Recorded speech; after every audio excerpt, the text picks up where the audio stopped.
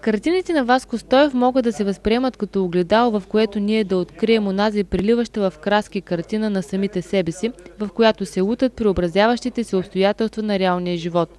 Това винаги е било първостепенна задача на истинското изкуство. Това не е декоративен елемент, а истинско докосване до нашата вътрешна истина.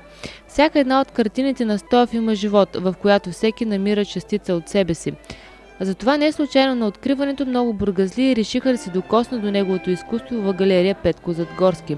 Васил Стоев отдавна е известен на широката публика, той е сред най-популярните ни художници с над 70 изложби по целия свят.